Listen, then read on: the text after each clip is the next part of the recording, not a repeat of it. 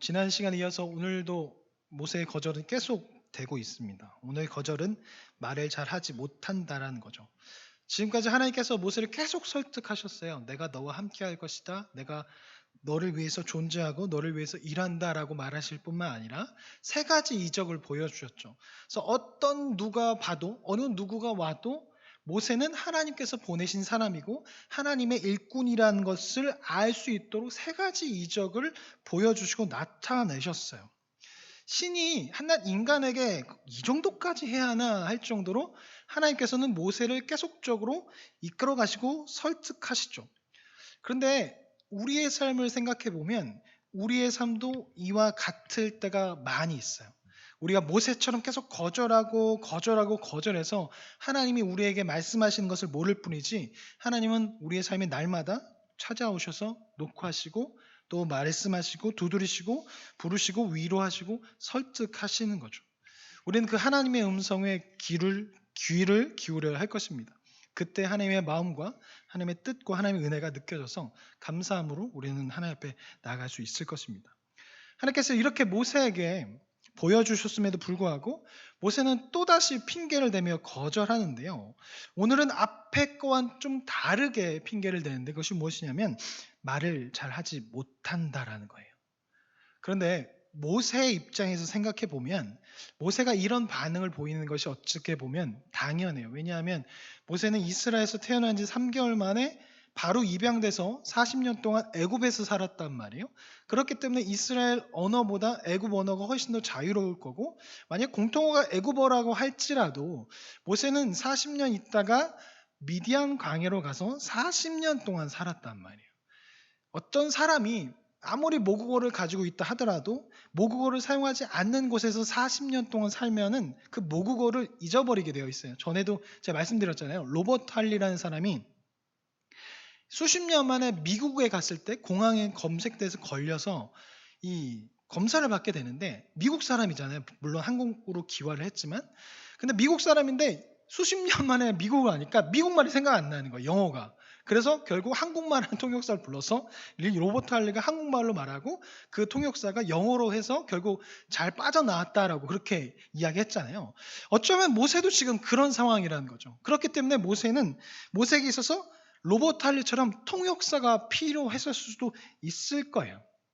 그런데 이 부분에 대해서 유대 전통에서는 어떻게 이야기하냐면 모세가 어렸을 때 입에 화상 입에 화상을 입어서 이 언어 장애가 왔을 것이다라고 이야기하기도 하고 또 일부 주석가는 선천적으로 이 구강 구조가 잘못되어 있어서 발성 기관의 장애로 의사소통하기 어려웠을 것이다라고 그렇게 보는 주석가들도 있더라고요. 말 더듬거리는 사람이었을 것이다. 그래서 이렇게 말했을 것이다라고 말하는 사람도 있는데 오경 안에서 창세기부터 민수기, 레위기, 민수기, 신명기까지의 모세의 모습을 보면 말 더듬이라고 보기에는 좀 어려워요. 왜냐하면 모세는 자주 백성들 앞에서 연서라는 것이 나오고 또 사도행전 7장 22절에 보면 스데반이 모세를 향해서 이렇게 말하죠. 그는 말과 하는 일에 능하다라고 그렇게 이야기해요. 그래서 이것을 통해서 볼 때 모세는 어떤 언어 장애가 있었던 것보다는 말을 오랫동안 하지 않고 미디안에서 미디안 언어를 사용했기 때문에 애굽말에 조금 많이 까먹었을 것이고 또한 이전에 동족으로부터 거절당했고 오랜 광야 생활로 인해서 자신감이 떨어졌기 때문에 아마 이렇게 표현하지 않았을까 생각해요. 또한 모세가 이렇게 이야기한 원인이 또 있는데요. 그게 뭐냐면 모세가 지금 가서 해야 할 일이 무엇이냐면 말을 전하는 거예요. 기적은 하나의 수단에 불과해요. 그러니까 모세하면 뭐 홍해, 모세하면 여러 가지 기적을 떠올리잖아요. 근데 모세가 가서 진짜로 해야 할 것은 무엇이냐면 하나님의 대리인이 돼서 하나님의 말씀을 전해주는 것이 모세가 해야 할 역할이에요. 그래서 너는 내가 가서 해야 할 말을 전하라고 하잖아요. 이 여러 가지 기적들은 하나의 수단이에요. 모세를 믿게 하기 위해서 모세에게 힘을 주기 위해서 하나의 수단이지 기적은 진짜 모세가 해야 할 것은 바로 말을 전하는 거예요. 그렇기 때문에 이 말에 대한 부분을 해결하지 않으면 지금 당장은 만약에 그냥 지나치다 하더라도 언젠가는 이 말 때문에 결국 문제가 발생할 것이기 때문에 모세는 이 부분에 대해서 하나님께 이야기를 하는 거죠.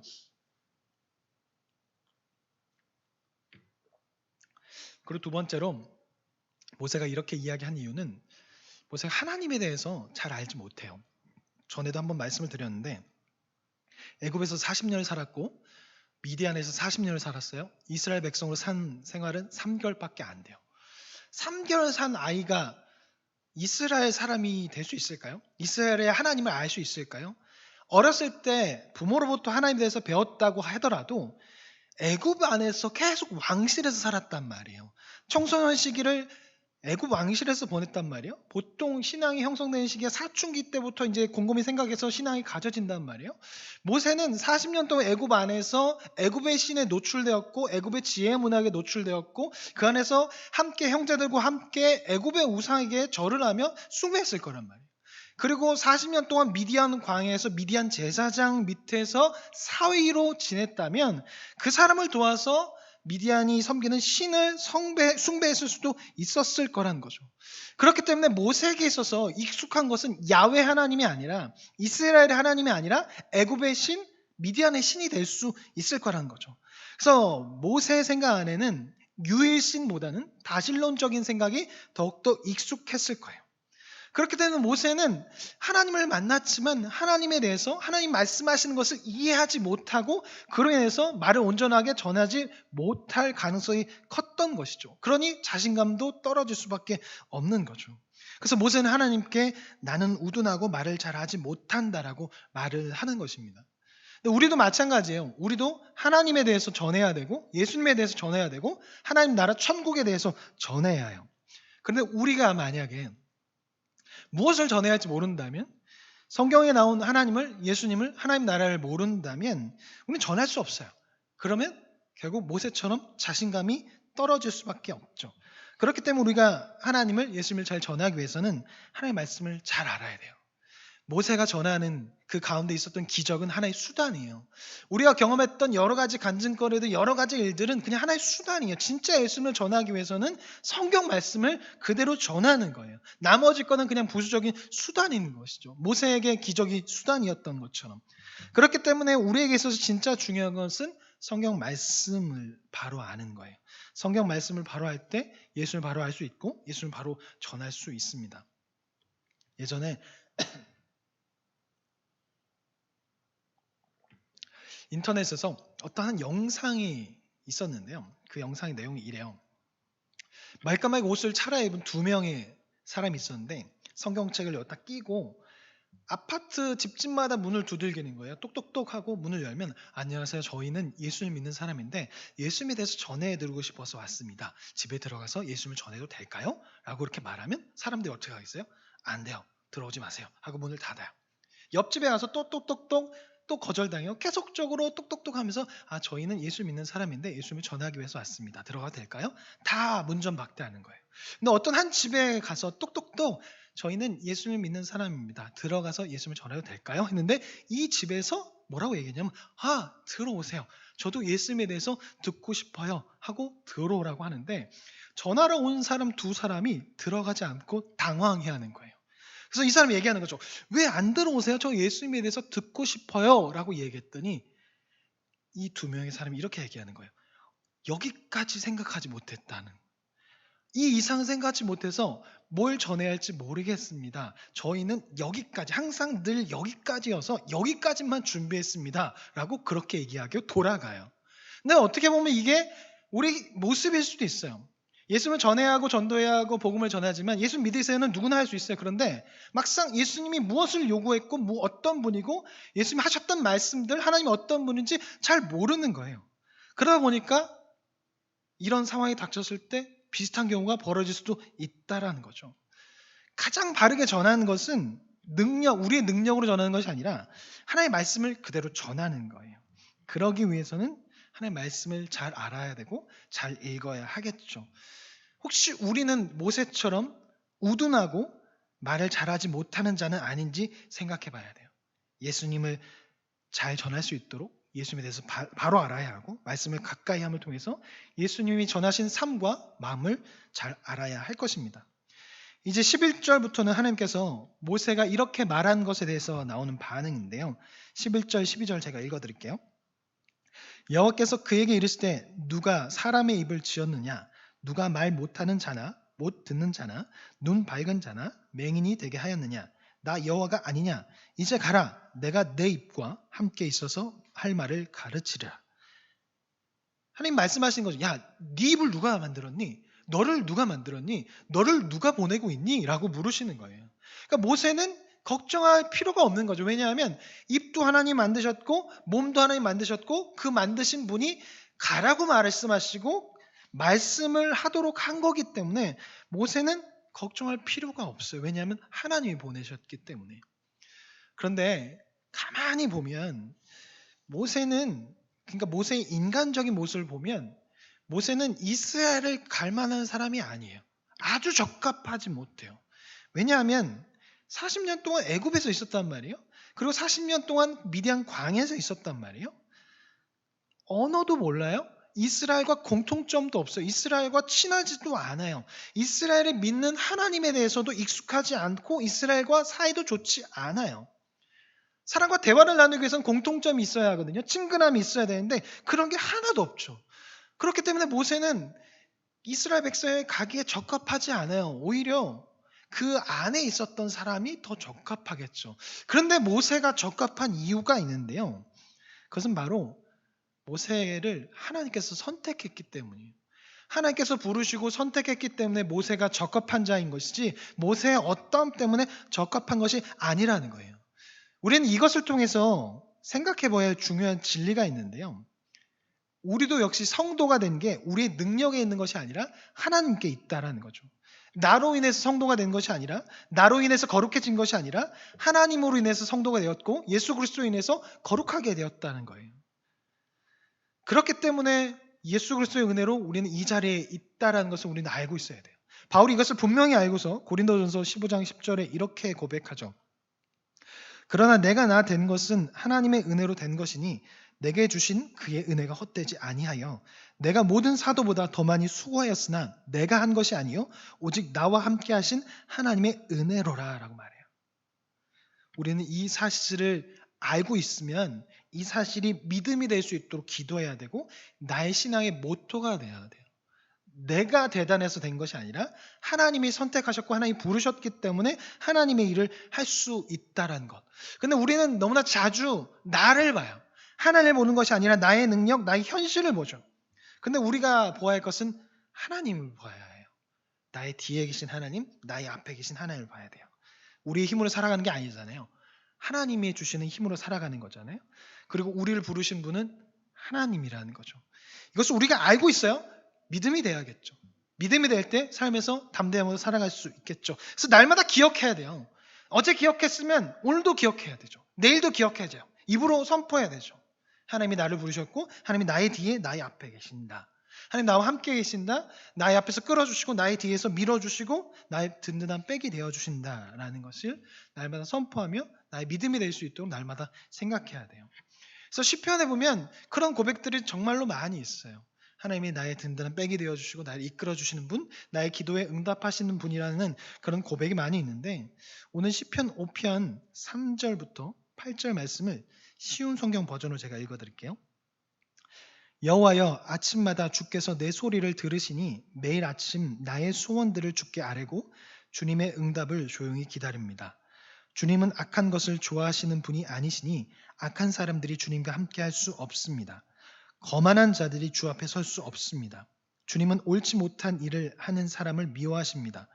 여호와께서는 거짓말하는 자들을 멸망시키시고 다른 사람의 피를 흘리고 속이는 자들을 몹시 미워하십니다. 나는 오직 주님의 크신 사랑에 힘입어 주님의 집 안으로 들어갈 것입니다. 존경하는 마음으로 주님의 거룩한 전을 향하여 엎드리겠습니다. 여호와여 내 주위에 적들이 많으니 주의 의로운 길로 나를 인도하여 주시고 주의 곧은 길로 보여주소서라고 나와 있습니다. 하나님께서 우리를 부르셨어요. 믿으시죠? 그렇다면 그 믿음 가지고 우리는 살아가야 돼요. 하나님께서 우리를 부르셨고 우리를 선택하셨어요. 그렇기 때문에 부르고 선택하셨기 때문에 우리는 하나님의 사람으로서 사역할 수 있는 것이죠. 근데 때로는 환경을 보고 나를 보게 될 때가 참 많이 있어요. 저도 그렇고 대부분의 사람들이 그렇게 되면 좌절하게 되고 낭망하게 되고 포기하고 싶을 때가 있죠. 그때 우리는 주님의 얼굴을 봐야 합니다. 주님의 이 말씀을 기억하면서 내가 된 게 아니지 하나님께서 부르시고 선택하셔서 된 것이지 그것을 기억하며 살아가야 할 것입니다. 한번 같이 좀 따라해 보시겠어요? 제가 말한 것을. 하나님께서 나를 부르셨다라는 거예요. 자, 크게 한 번만 해보겠습니다. 하나님께서 나를 부르셨다. 네. 근데 한국은요, 한 번 하지 않아요. 3번 하더라고요. 화이팅도 3번 하고 주여도 3장 하잖아요. 2번 더 하겠습니다. 하나님께서 나를 부르셨다. 하나님께서 나를 부르셨다. 네, 아멘. 우리는 하나님께서 부르셨기 때문에 하나님의 사람이 된 거예요. 내가 착해서 내가 무언가 해서 하나님의 사람이 된 것이 아니라 하나님께서 부르셨기 때문에 하나님의 사람이 된 거예요. 그렇기 때문에 우리는 하나님을 바라봐야 하고 그때 힘을 얻고 살아갈 수 있습니다. 모세도 하나님께서 부르셔서 적합한 자인 거예요. 그렇기 때문에 이제 핑계를 대면 안 돼요. 근데 이쯤 되면 이제 모세가 좀 따라올 만 하잖아요. 그런데 모세가 또다시 거절해요. 주여, 보낼 만한 자를 보내소서.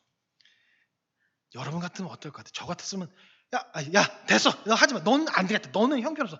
너는 그냥 넌 가. 내가 딴 사람 선택할게. 너랑은 앞으로 일 못하겠다. 이렇게 되는 게 우리의 입장이에요. 우리 인간이에요. 근데 하나님은 그렇지 않으세요. 하나님 포기하지 않으시죠. 그런데 이번에는 계속되는 거절 가운데 이번에는 하나님께서 조금 방법을 바꾸시는데 하나님이 진노하세요. 그런데 하나님이 개인에게 진노하는 경우는 거의 없어요. 사무엘하 6장 7절에 하나님의 진노가 웃사를 치셨다. 그러니까 웃사가 법궤를 만져서 즉사하잖아요. 그때 빼고는 개인적으로 진노하시는 경우가 없어요. 근데 하나님께서 모세에게 진노하세요. 근데 모세가 나중에 고백하잖아요. 출애굽기 34장 6절에 보면 하나님은 노하기를 더디하시고 인자와 진실이 크신 분이라고 말하거든요. 아마 이때 경험한 것을 토대로 모세가 이런 말을 한 것 같은데 하나님께서 하시는 진노와 우리가 인간이 하는 진노는 달라요. 그리고 여기서 말하고 있는 진노는 인간이 하는 진노와 달라요. 인간은 복수하기 위해서 생명을 뺏어가기 위해서 진노하지만 하나님의 진노는 그런 게 아니라 모세가 계속적으로 하나님을 보지 못하고 있어요. 그 틀에서 벗어나지 못하고 있으니까 하나님께서 모세에게 그 틀을 깨고 나와서 하나님 볼 수 있도록 하나님 목소리를 들을 수 있도록 하나님 노를 말하시는 거죠. 이제 그곳에서 그만 나와라. 그래서 나의 말을 들어라. 그렇게 하기 위해서 하나님께서 노를 말하신 거예요. 하나님께서 진짜로 진노하셨다면 모세가 살아남았을까요? 웃사처럼 즉사했을 거예요. 그런데 그렇지 않다라는 거죠. 이것은 하나님께서 모세를 포기하지 않으시고 모세를 깨닫게 하기 위해서 그 틀에서 나오게 하기 위해서 진노하는 소리를 내신 것이죠. 하나님께서는 진노하시고 난 후에 모세를 벌하시지 않으시고 어떻게 하시죠? 아론을 보내주세요. 모세에겐 통역사가 필요했다 그러잖아요. 근데 그 통역사인 아론을 보내주신 것이죠. 아론이 이제 모세의 통역사가 되어주는 거예요. 인간 같았으면 모세의 이런 행동에 모세는 큰 화를 당했을 거예요. 그런데 하나님이 되시기에 하나님은 모세에게 실제적인 대안도 주셨습니다. 모세가 깨닫게 하기 위해서 노를 말하시고 거기에 실제적인 대안도 주신 것이죠. 우리가 하나님 앞에 솔직한 기도를 드려야 하는 이유가 여기 있어요. 우리가 때로는 어떤 틀에 갇혀서 하나님께 나아가지 못할 때가 있어요. 기도도 틀에 갇혀 있죠. 우리가 기도할 때 여러 가지 틀이 있어요.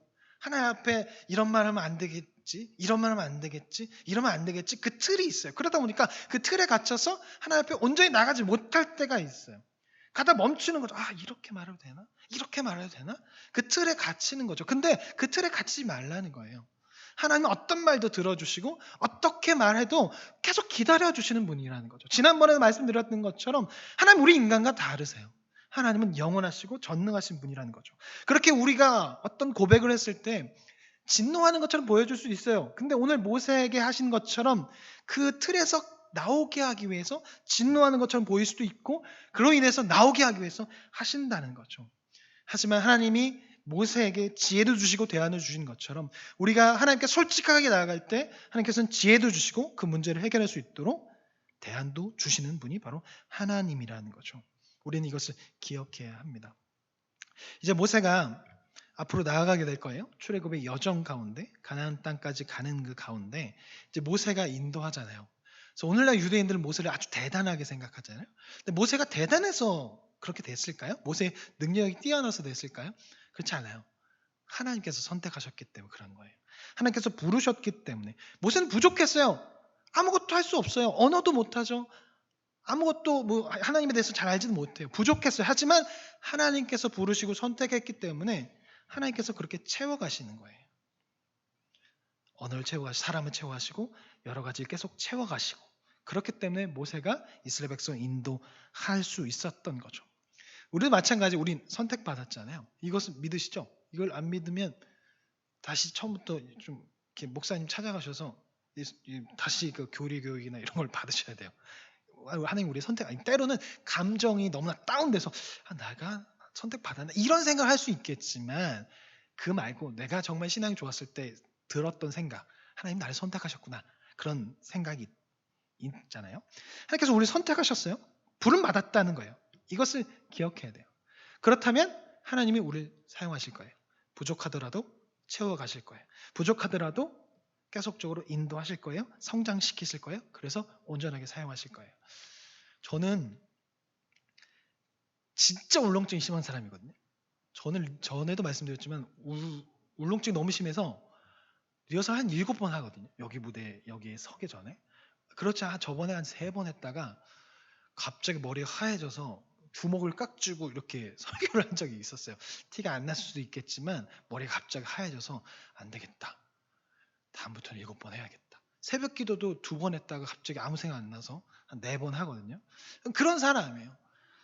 정말 여기에 서기에는 적합하지 않은 사람이죠. 그런데 지나온 세월을 생각해 보면 하나님께서 지금도 여전히 부족하지만 조금씩 세워가셨어요. 숫기가 없는 저를 고등학교 때 연극부를 가게 하셨고 그래서 거기서 발성도 좀 연습했고 연기하는 톤, 말하는 것. 그래서 제가 말하는 게 일반적인 그냥 강단에 서시는 목사님하고 조금 다를 수 있어요. 뭔가 이렇게 막 왔다 갔다 하잖아요. 손도 이렇고 그게 아마 연극했을 때 그것이 되고 계속적으로 살아온 동안 하나님께서 조금씩 채워가시고 고난을 통해서 채워가셨고 여러 가지 것을 통해서 채워가신 것을 저는 믿어요. 우리의 삶도 마찬가지로 생각합니다.